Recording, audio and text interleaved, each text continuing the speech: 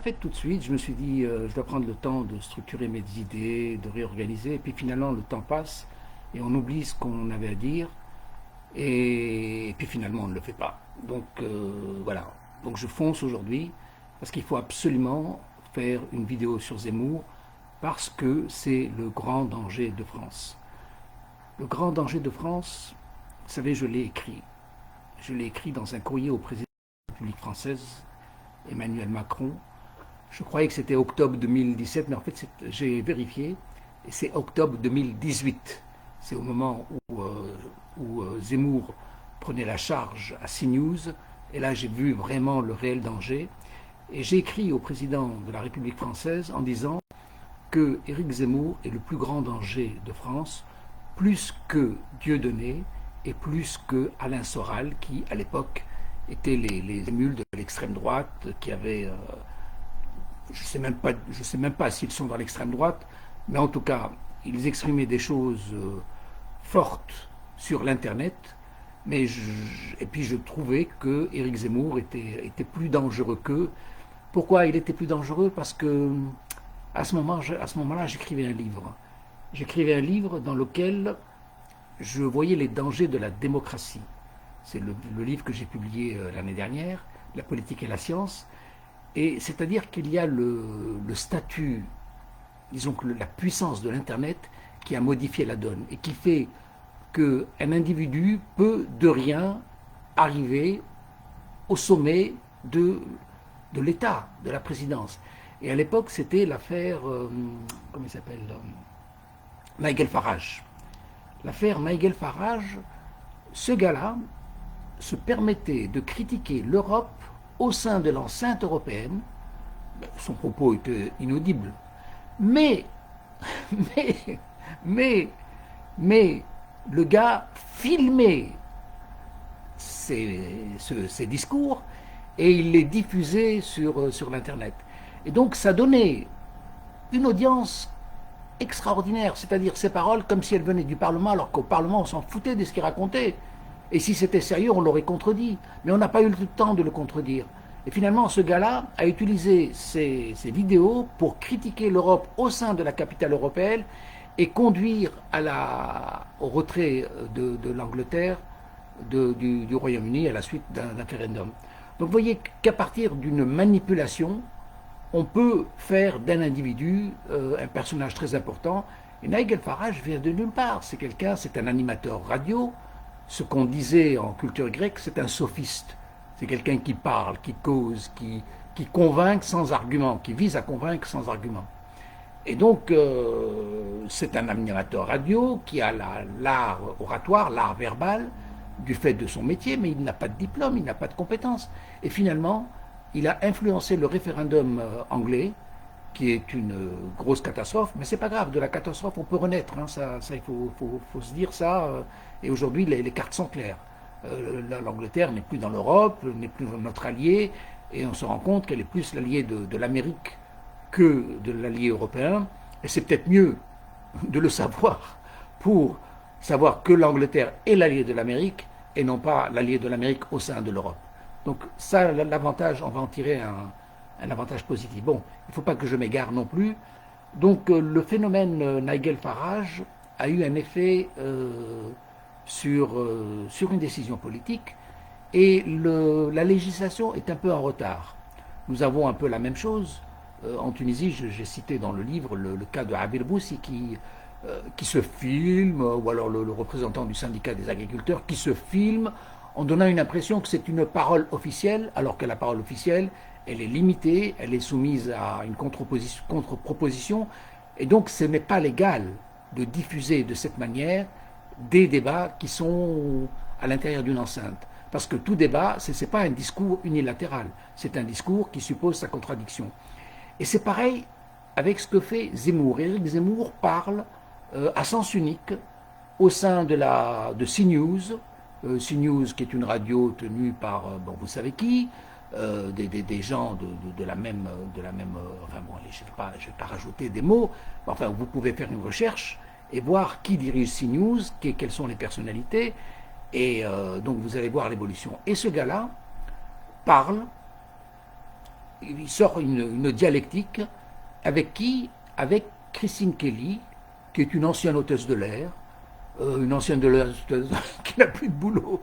Alors elle est recyclée dans le journalisme, mais c'est quoi cette histoire?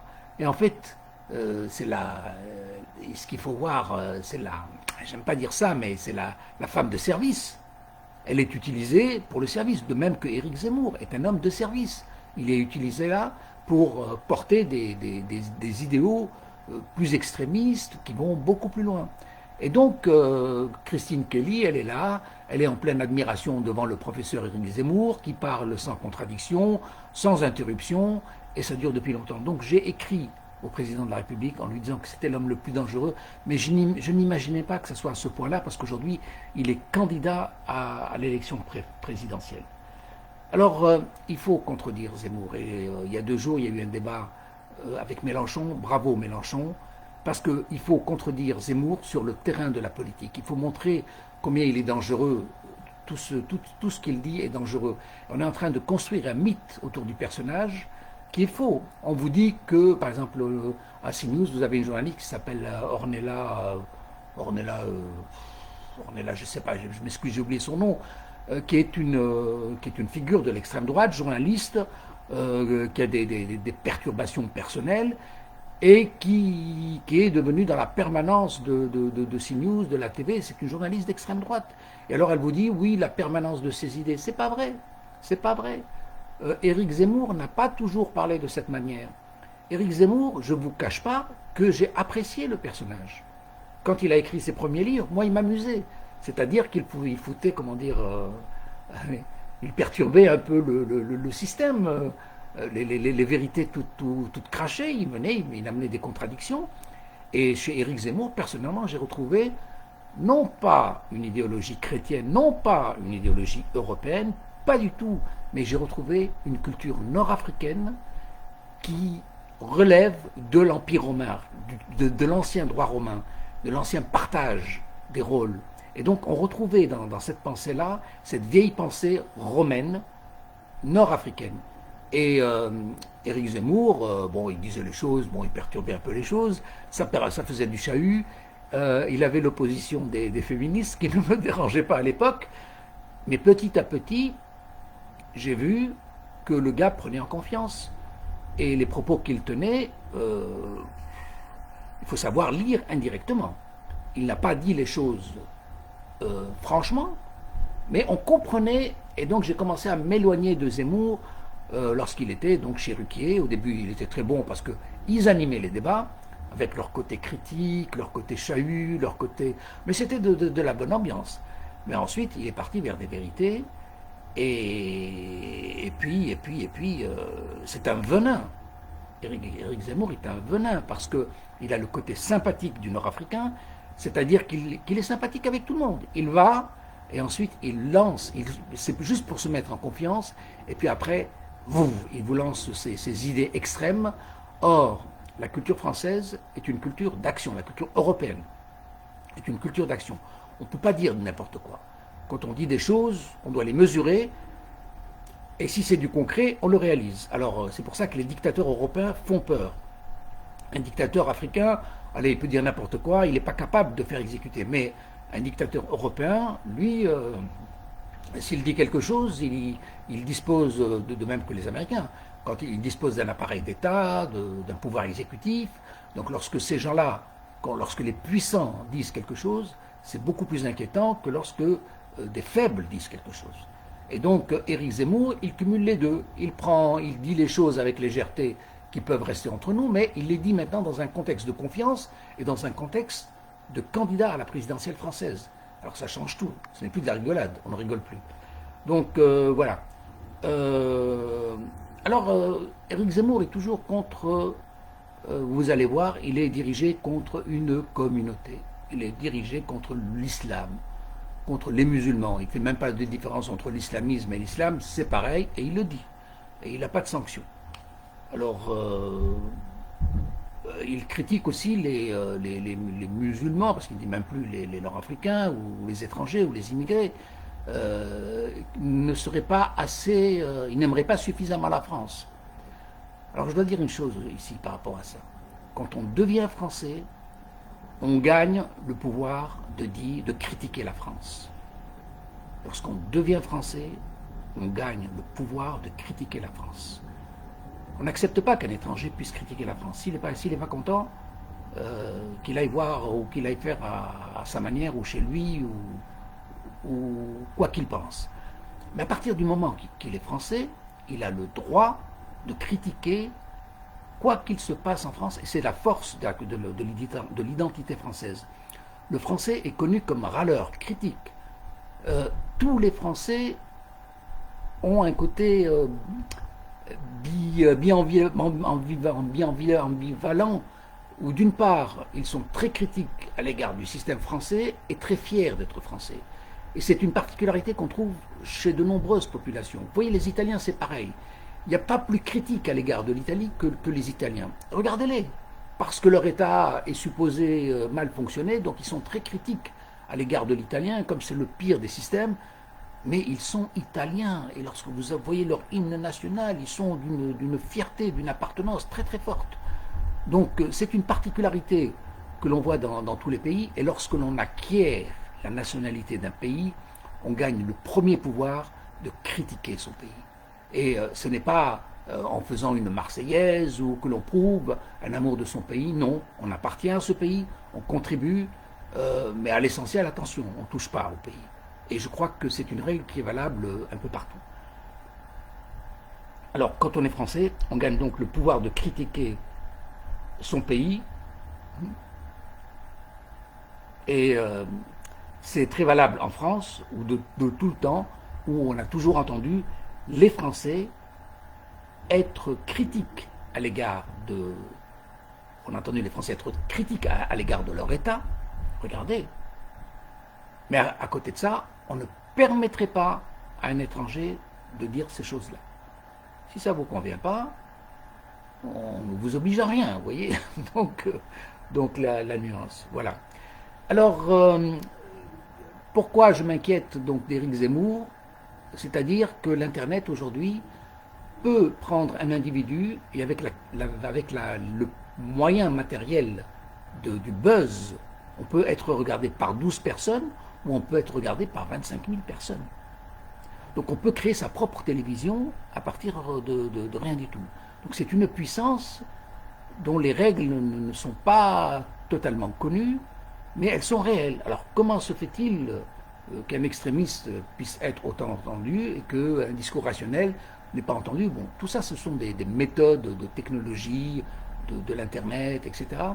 Mais aujourd'hui, nous ne sommes pas à l'abri de voir un inconnu débarquer et pouvoir dire des choses et avoir un audit extraordinaire. Voilà. Alors, j'ai juste imprimé le courrier que j'avais écrit au président Macron. Je vous affirme que Zemmour est très dangereux, bien plus que Soral et Dieudonné. Il a dénaturé la fonction objective du journalisme avec une fausse dialectique qui s'impose en vérité. Avec son attitude d'accusateur-dénonciateur, usant du principal support médiatique du réseau Internet et de ses succès en librairie, Éric Zemmour porterait plus d'influence qu'un président de la République. J'ai écrit ça en octobre 2017. C'est-à-dire que, vous voyez, CNews, là, vous savez, honnêtement, je ne regarde pas l'information. Mais je suis matraqué par Éric Zemmour. Quand on tombe sur CNews, ou c'est Zemmour qui est sur scène, soit on parle de Zemmour, soit on parle de ce qu'on pense de Zemmour. Mais c'est une influence qu'on ne donne pas au président de la République. Donc CNews est une TV, j'ai envie de dire, mon insulte me pend au nez, me pend à la bouche, mais j'ai pas envie de la sortir. C'est vraiment une TV pas bien, quoi. Or, ce voyou porte des attitudes malsaines, opposées à celles d'une volonté française, laquelle est portée par la présidence de France. Il a pris une confiance démesurée, imposant sa dialectique, déformant l'histoire sous le prisme d'une idéologie de confrontation, vulgarisant les mots et les thèses racialistes, libère la parole, le mépris et fait de nombreuses émules intellectuelles et journalistiques. Il prédit une guerre civile à laquelle il aspire, contribuant à des manipulations intellectuelles. Et Zemmour fait école. Je vous rappelle que ça, c'est un courrier adressé à Emmanuel Macron en octobre 2018. Laurent Ruquier a enfanté ce nouveau type de journaliste polémiste, médisant, sans réserve, dans l'intérêt de gagner l'audit. Ces chroniqueurs n'analysent pas les œuvres culturelles pour questionner les auteurs, ils imposent leurs avis, opinions, et chaque samedi pour mépriser des gens, sans laisser droit de réponse. Les Poligny, Cossini, Onfray crachent les autorités, les personnalités publiques, portent de faciles ombrages à la présidence Macron, dont ils n'excusent ni l'âge ni la vie personnelle. Ces escrocs intellectuels tiennent une permanence médiatique, enfantent des formes de mépris public, alors que ces méchancetés ne sont pas bonnes conseillères.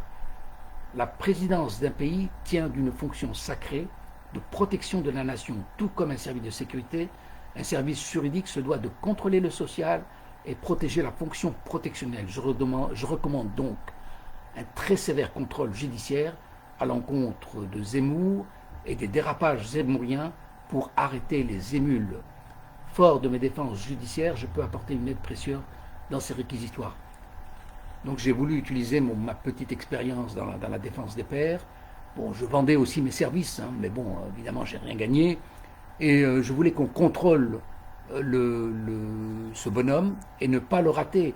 C'est-à-dire qu'avant qu'il ne devienne important. Et donc c'était à ce moment-là qu'il fallait sanctionner Zemmour. Il ne fallait pas attendre qu'il devienne aujourd'hui. Aujourd'hui, c'est peut-être le futur président de la République française. Il a une telle puissance, un tel aura, une telle dimension. Ça va être très très dur de le restituer dans ses bottes. Et en plus, c'est le peuple qui vote. Donc c'est la masse qui vote. Alors elle vote sur base de quoi? Vous savez que le QI intellectuel diminue avec la masse populaire. Donc il faut s'étonner de rien. Et avec toutes les surprises que nous avons eues avec les démocraties électorales, il n'est pas étonnant, il n'est pas exclu d'avoir Éric Zemmour candidat et d'avoir Zemmour élu et d'avoir Zemmour président de la République française. Alors, moi j'ai fait un livre qui s'appelle La politique et la science et qui dit que la démocratie doit se réinventer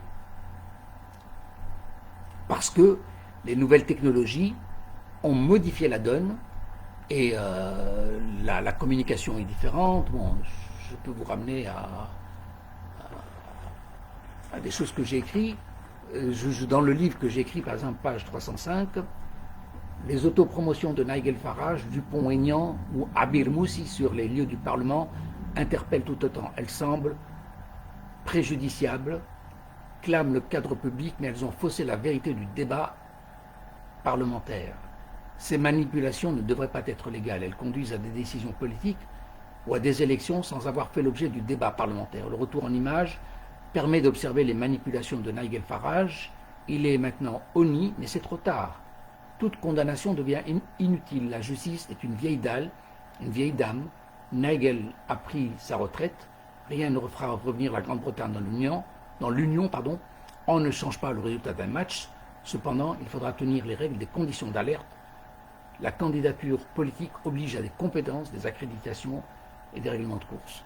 Bon, là, page 305 de mon livre, j'ai cité le cas de Nigel Farage.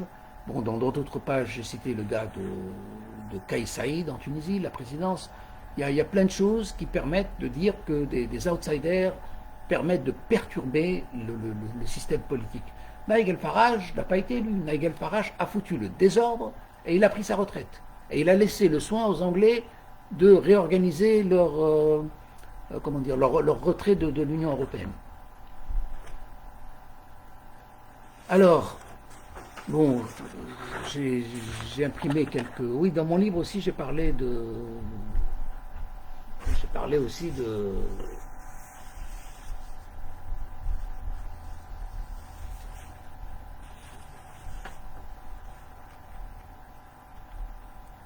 Alors le pouvoir médiatique, les médias libres ont gagné un large éco social et un pouvoir d'institution publique. L'Internet leur permet d'arroser sans être tenus par des règles publiques de responsabilité, ni même celles de l'honnêteté. Ils tiennent plus à l'audimat qu'à la déontologie. La concurrence joue dans l'intérêt commercial de spectacles exécrables ou de la dénonciation au nom de la liberté d'expression, de la laïcité, du droit de l'information, pour revendiquer leur droit d'affirmation sans contrôle, ni tolérance, ni respect des règles collectives. Certains manipulent l'information, les faits, les images, les textes. La liberté d'expression nourrit un crachoir accessible à quiconque, de sévères sanctions dissuaderaient la facilité des abus, obligeant la responsabilité des propos et de leur diffusion. C'est-à-dire que, bon, ça c'est ce que j'ai écrit dans mon livre en page 310, mais quand vous voyez un gars comme Éric Zemmour crache des idées, il crache des vérités sur Internet, il manipule les faits de l'histoire. Il dit par exemple, imaginez combien c'est scandaleux ce qu'il dit. Il dit que si la deuxième croisade avait vaincu, les musulmans auraient gagné l'Europe 2 ou 3 siècles avant, nous n'aurions pas connu la révolution industrielle, la Renaissance, la révolution... Mais ce gars refait l'histoire sur des événements méconnus. En fait, quand vous connaissez les faits de l'histoire, mais l'attaque de la deuxième croisade, deuxième croisade, elle était dirigée contre des chrétiens de Constantinople. Mais qu'est-ce qu'il raconte? C'était pas contre des musulmans. C'était des chrétiens contre des chrétiens. Et ce qu'on appelait Renaissance, ce n'était pas totalement une croisade. C'était des combats contre Constantinople. C'était le pouvoir d'influence entre l'ancien empire et le nouvel empire byzantin. Et donc, qui était en difficulté. Donc, elles prennent l'image de croisade. De croisade, ça veut dire quoi? Ça veut dire le pape des papes. Et le pape des papes, c'était l'Europe chrétienne qui essayait de récupérer un pouvoir parce que l'Empire romain se disloquait complètement. Et en plus, les croisades ne sont pas des croisades. Les croisades sont une reconstruction historique. Vous verrez bien que croisade, ça voulait dire à l'époque pèlerinage. Ça vient du mot croisière, ça veut dire aller en Terre Sainte. Et à un certain moment, le voyage en Terre Sainte était menacé. Pourquoi? Parce que les gens étaient pillés, surtout durant l'époque de l'an 1000. L'an 1000, c'est-à-dire le XIe siècle. Il y a eu un attrait, enfin une volonté d'aller à Jérusalem pour fêter le centenaire du Christ, etc., etc., etc. Et c'est à ce moment-là que, il y a eu des pillages et donc le pèlerinage n'était pas assuré. Et donc il fallait des sécurités.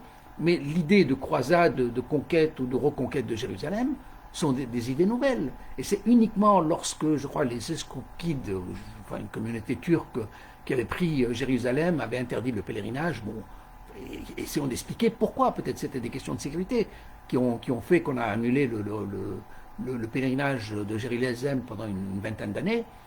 Mais bon, portons-nous, mais c'est un travail d'historien. C'est pas M. Zemmour qui peut apporter des conclusions toutes faites. Et donc ça par rapport à l'histoire, mais voulant ça dans lequel vous ne pouvez pas vérifier, vous ne pouvez pas contredire, et il se retrouve par rapport à des journalistes qui écoutent et qui ne sont pas capables de répondre et qui ne sont pas capables de garder le cadre et qui laissent Zemmour parler. Alors c'est toujours plaisant de laisser entendre quelqu'un parler, mais nous sommes à l'audience publique, nous ne sommes pas dans une discussion d'amis. Dans une discussion d'amis, on laisse causer et ensuite on va vérifier les informations et on peut contredire, sauf si on a suffisamment de culture générale. Donc, vous voyez, alors les manipulations des faits de l'histoire, mais il en a fait tout le temps, je parlerai plus tard, j'essaierai de parler plus tard aussi de Napoléon et de Gaulle. Napoléon et de Gaulle sont deux fossoyeurs de la France. Et lui, Éric Zemmour, c'est un admirateur de Gaulle et c'est un admirateur de Napoléon. Napoléon a été un grand général, mais c'est un conquérant. Sous Napoléon, la France s'est ruinée. Elle a perdu la Louisiane, ça s'est terminé enfin. Il y a eu des morts, il y a eu une crise démographique dont on ne s'est pas remis. Par exemple, Zemmour parle de l'immigration, mais pourquoi y a-t-il une forte immigration en Europe? D'abord, la France est un vieil État qui fonctionne depuis très longtemps. C'est un État centralisé parce qu'il y a eu un royaume très fort, etc., etc., etc., etc. Et la France a dû subir une crise démographique très grave. Et donc, ce n'est pas des années 60 que date la migration. Déjà, après les guerres napoléoniennes, nous avions une crise démographique très très forte. Et donc, la France a dû faire appel de tout temps à la migration, de tout temps, parce que, en plus, il y avait le droit légal féodal qui était lié au droit d'aînesse, etc. Et donc, il n'y avait pas intérêt à faire beaucoup d'enfants pour ne pas trop diviser les partages, et puis il y avait une culture chrétienne, on ne sait pas comment expliquer. En tout cas, il y a eu une crise démographique très forte, contrairement à l'Angleterre, et pour résoudre son problème démographique, à partir des années 1820, il y a toujours eu une migration, un pôle, un attrait vers Paris, qui fait que Paris, bon, c'est une ville lumière, etc., etc. Donc toutes ces choses-là, Zemmour ne le dit pas, mais nous devons à Napoléon ces choses-là. Maintenant, autre chose qui est plus polémique, et c'est bizarre parce que Zemmour, il est fier de la culture française qu'il a eue, mais n'oubliez pas que c'est un Nord-Africain, Zemmour. Zemmour est un Nord-Africain, il le dit lui-même, je suis un berbère de Constantine ou je ne sais pas d'où, donc c'est un Nord-Africain. Et il a été très fier d'appartenir à cette culture française. Mais qui a cassé cette culture française? C'est De Gaulle, et ça ne l'empêche pas d'être gaulliste. Donc bien sûr, pourquoi? Parce qu'en France, ça fait très mal de dire qu'on est anti-gaulliste. Parce que De Gaulle a été, et là ça n'engage que moi, ça a été un grand dictateur, ça a été le dernier dictateur de France. Il a imposé ses vues, il a tout cassé, il a cassé les partis politiques, il a imposé un système de monarchie républicaine, et il a cassé le lien et la relation conflictuelle que l'on a aujourd'hui, particulièrement avec l'Algérie, eh bien c'est le gaullisme qui n'a pas... Et puis bon, si Zemmour était resté en Algérie, peut-être que la francophonie, le monde francophone, aujourd'hui serait première puissance mondiale. Donc au lieu de tenir ce discours, lui non, il est pour De Gaulle, alors que De Gaulle a cassé le système africain, parce que De Gaulle était raciste, l'air de rien, bon, je ne vais pas trop détailler, je veux dire, les militants d'extrême droite le savent très bien. Hein. Enfin, bref, il n'était pas dans la fraternité, ou dans la cohésion, ou dans, je veux dire, tout ce qui va amener la migration. Lui, après 1962, il ne voulait même pas que les musulmans reviennent en Europe. Il était disposé à rapatrier les minorités d'Algérie, mais pas les musulmans, et c'est pour ça que les harkis, ce qu'on appelait les harkis, ceux qui avaient collaboré avec, ou qui ont cru, qui ont soutenu le système français, ont été massacrés, et quelques-uns ont réussi à s'enfuir, ils sont venus en France, et beaucoup n'ont pas été massacrés, continuent à vivre en Algérie, ça il faut le savoir aussi. Il ne faut pas croire non plus que tous ceux qui étaient favorables à la France, à l'empire colonial français, sont rentrés en France, non. Beaucoup sont restés en Algérie, et après une période de règlement de compte, ils ont repris leur vie civile.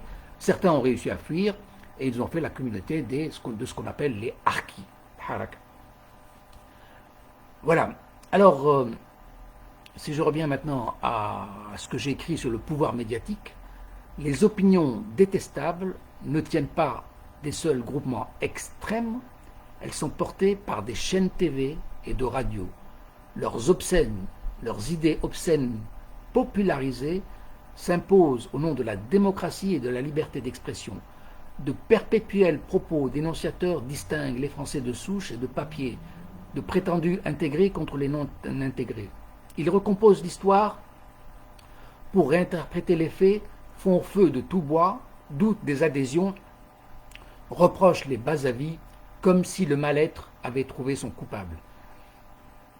Ils définissent des identifications communautaristes ou religieuses avec le mépris flagrant pour certains groupements et la généralisation abusive d'islamo-gauchistes.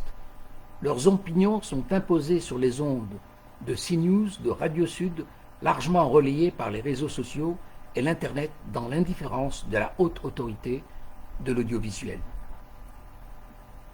Des personnalités politiques ont osé relayer des propos abjects comme l'ancien Premier ministre Manuel Valls, Nadine Morano et autres. Leur mépris fragmente la collectivité, provoque des doutes, nourrissent des reproches, produisent des discriminations, contribuent à l'éclatement social. la collectivité ne se défend pas et l'autorité publique ne se dispose pas un droit légal pour la réponse et la défense judiciaire. Voilà, donc ça c'était écrit juste après l'échec que j'ai eu avec Emmanuel Macron, parce qu'il faut savoir que Emmanuel Macron n'a pas voulu de mes recommandations ni de mes services, et alors donc j'ai fait un bouquin. Je crois que indirectement, il a motivé la publication de ce livre, et voilà ce que j'écrivais à peu près en 2018-2019. Alors, je cite les CNews, les radios Sud, parce que ces gens-là nous parlent de grands remplacements. Mais nous sommes déjà dans le grand remplacement, puisque les générations remplacent les générations. Les valeurs varient de génération à une autre. Mais mes valeurs à moi ne sont pas celles de mes enfants. Ça me désole. Mais mes valeurs à moi n'étaient pas celles de mes parents. Donc, les parents, c'est important de donner un nom relatif au prophète ou musulman, parce que c'est l'appartenance à une communauté, à une religion, parce que ça les aide à vivre. Mais nous autres, nous sommes différents. Nous vivons dans un contexte où on aime bien la discrétion, donc on aime bien l'intégration, on n'aime pas non plus être pointé du doigt. Donc nos valeurs varient. Et aujourd'hui, les valeurs de mes enfants ne sont pas les miennes. Ne sont pas les miennes. Ça me désole, mais je n'y peux rien. Je n'y peux rien et j'essaye de transmettre quelque chose. Mais bon, j'ai pas envie d'évoquer des choses personnelles. Mais c'est une réalité. Donc, le grand remplacement, oui. Les générations remplacent les générations et vous-même, les Zemmour, les Finkielkraut, c'est un Polonais, Lévy, c'est une Nord-Africaine, Goldnadel, l'horreur, ce Gilles Goldnadel, mais il est horrible ce gars-là. Eh bien, il est là sur la TV avec sa tronche abominable. Les Berkoff aussi, il est là aussi sur CNews. Ils sont tous là. Dornelas, c'est pareil. Même ils sont suivis par les intellectuels, c'est-à-dire qu'ils ont pisté le langage, puisque un gars comme Luc Ferry aujourd'hui reprend ces idées dangereuses. Et puis ils se disent, ah oui, mais on ne va pas jusqu'à cet extrême de vouloir remplacer. Mais ça aujourd'hui on ne le dit pas parce qu'on croit que c'est...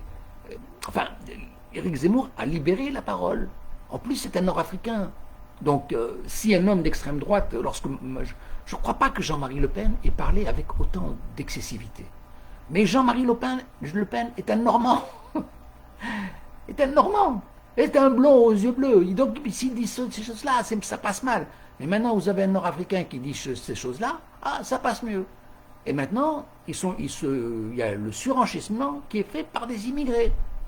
Et moi, je pourrais vous dire, je connais quelques femmes, d'amis belges, et elles ne doivent pas voter. Je vous assure, j'ai un ami qui est belge, mais dans la bonne tradition culturelle, qui est marié avec une dame, mais fasciste. Elle n'a même pas ses papiers. Elle a eu ses papiers grâce à son mari. Mais elle est extrémiste dans les... Heureusement qu'elle ne vote pas. C'est-à-dire que... eh bien, donc on a ces gens de service qui ont un peu leur colère et qui ne se rendent pas compte des conséquences de leurs actes. Et ces gens-là sont excessifs. Et c'est pareil. Éric Zemmour, mais si c'est sympathique entre nous, qu'on rigole, il n'y a pas de problème. Moi-même, j'ai mon frère, mon ami d'enfance. Il est adorable. Je l'aime, ça fait 60 ans d'amitié. Qu'est-ce que je vous raconte? Mais quand vous l'entendez parfois, ouf, quelle horreur. Ce qu'il dit sur les Nord-Africains est horrible. Mais quand vous connaissez mon copain, quand il a besoin d'un plombier, il appelle un Nord-Africain. Quand il a besoin de quelqu'un pour l'aider pour un déménagement, c'est un Nord-Africain. Quand c'est pour rigoler, il rigole avec un Nord-Africain. Et en même temps qu'il fait appel aux Nord-Africains, en même temps, il les dénonce dans le vote. Et il tient des propos méchants. Mais et alors, j'ai d'autres amis qui ne connaissent pas le personnage, l'ont évacué, ne veulent pas le voir. Ils disent c'est vraiment un type de crapule d'extrême droite, etc. Et moi qui suis son ami, je sais qu'il tient ça, mais s'il faut aider un Nord-Africain, il est le premier. De même que quand il a besoin d'aide, il fait appel à un Nord-Africain, parce qu'il est dans la culture nord-africaine. Alors il y a quelque chose de revanchard sans aucun doute, puisque ce sont des gens natifs d'Algérie ou de Tunisie. Et bon, ils ont un peu perdu leur pays, ils ont été rejetés du fait d'une identité, parce que les nouveaux gouvernants ont voulu mettre une identité et une culture pour préserver leur pouvoir. Et donc, finalement, on a des minorités qui se sont senties exclues. Et donc, parfois, ces gens-là sont excessifs dans la revanche, dans la parole, enfin bref. Alors, je vais en revenir à mon écrit là. Leur méthode, leur ténor médiatique confondent liberté d'opinion et dénonciation, droit de l'information et sentiment personnel. Ils profitent d'une exclusivité de l'expression pour cracher leur mépris dans l'embrouille des mots à l'égard de petites gens dénoncés de la vingtite. Alors là encore, Zemmour s'attaque aux petites gens. Mais pourquoi s'attaque-t-il aux petites gens? Et la vie est dure pour beaucoup. Certains sont heureux, tant mieux. Moi, j'ai vu des immigrés qui m'ont dit « Ce pays, j'embrasse le sol » parce qu'ils ont souffert dans leur pays. Et donc, ils adorent les pays européens parce qu'ils ont retrouvé la dignité, le travail, le respect. Et je vous assure, j'ai un Nord-Africain que je connais, il m'a dit « Moi, j'embrasse ce pays. Moi, je baise ce pays. » Je baise dans le sens où j'embrasse son sol. Et puis, tu en as d'autres qui souffrent. Et puis, mais c'est pas lié à la nationalité, ou à la culture, ou à la religion. Il y a des gens qui sont à 3 000 euros et qui souffrent. Qui souffrent, pourquoi? Parce qu'un indépendant, il doit gagner au moins 5 000 euros pour s'en sortir. Donc, quand on est à 3 000 euros, on n'arrive pas à s'en sortir. Écoutez, j'ai la sonnette qui sonne, je vais juste ouvrir. Et je reviens. Je ne sais pas faire de stop, désolé.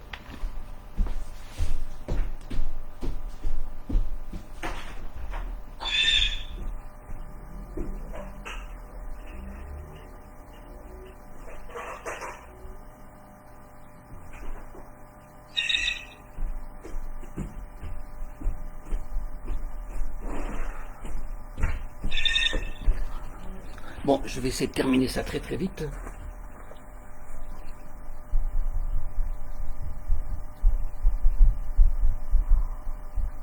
Écoutez, je vais devoir m'arrêter. Je vais devoir m'arrêter parce que j'ai un ami qui vient. Je reprendrai peut-être plus tard.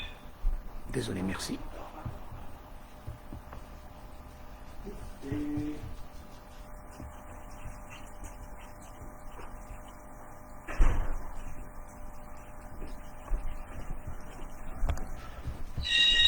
Ah! Salut le petit. Hop! Voilà, dis bonjour à la caméra. Ah, voilà, c'est pour ça que je dois couper. Ciao, ciao, ciao, ciao. Hop. Attention. Hop. Hop, ouf. Salut Kérim.